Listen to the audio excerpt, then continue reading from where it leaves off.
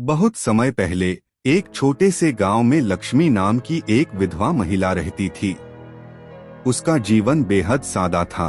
पति की मौत एक दुर्घटना में हो गई थी और बेटा उसे छोड़ शहर चला गया था।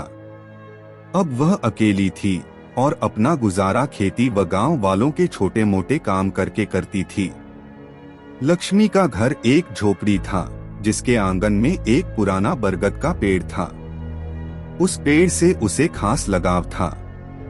वह हर सुबह उसकी जड़ों में पानी डालती और शाम को उसके नीचे बैठकर भगवान विष्णु की प्रार्थना करती।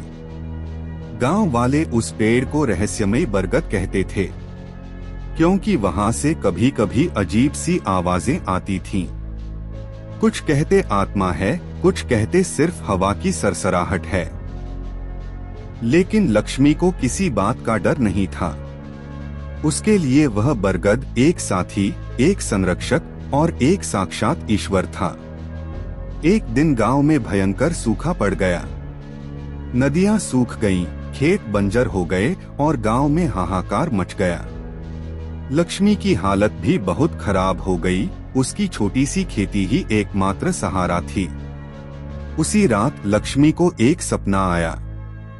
एक साधु ने उसे कहा, हर गुरुवार इस बरगद के नीचे दीपक जलाओ, पानी चढ़ाओ, तुम्हारी हर मुश्किल दूर हो जाएगी। सुबह उठते ही लक्ष्मी ने सपना सच मानकर पहली बार दीपक जलाया और पानी चढ़ाया। उस रात गांव में हल्की बारिश हुई। गांव वाले चौंके लेकिन इसे संयोग समझकर भूल गए। पर लक्ष्मी को यकीन हो गया, बरगद में कोई शक्ति है। उसने हर गुरुवार दीपक जलाना शुरू किया। धीरे धीरे बारिश नियमित होने लगी, खेत हरे हो गए, गांव में फिर से जीवन लौट आया। गांव वाले लक्ष्मी को लेकर बातें करने लगे। कुछ बोले ये जादू जानती है, कुछ बोले ये भगवान की सच्ची भक्त है। फिर एक दिन जब लक्ष्मी दीपक जला रही थी, उसे पे छोटा पत्थर मिला। उस पर भगवान विष्णु की धुंधली सी आकृति उकेरी हुई थी। उसने उसे अपने घर में रखकर पूजा शुरू कर दी।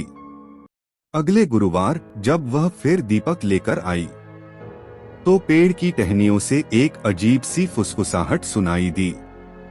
वह डर गई लेकिन पूछा, कौन है? तभी जड़ों से एक हल्की रोशनी निकली और एक वृद्ध साधु प्रकट हुआ। उसने कहा, लक्ष्मी, मैं इसी पेड़ में बंधा हुआ तपस्वी हूँ। मैंने विष्णु की तपस्या की थी पर एक त्रुटि के कारण यहीं कैद हो गया।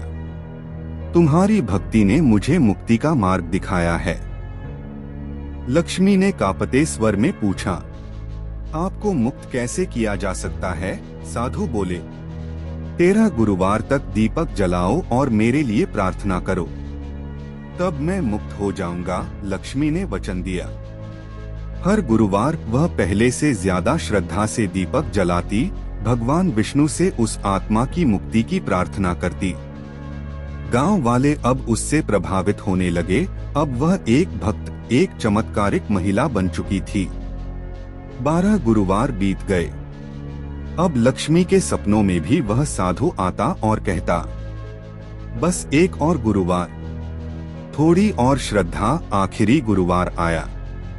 लक्ष्मी ने श्रृंगार किया, फूल चढ़ाए, दीपक जलाया और मन से प्रार्थना की।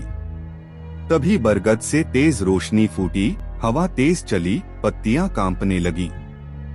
साधु फिर प्रकट हुआ, इस बार पूरी तरह प्रकाशमय रूप में।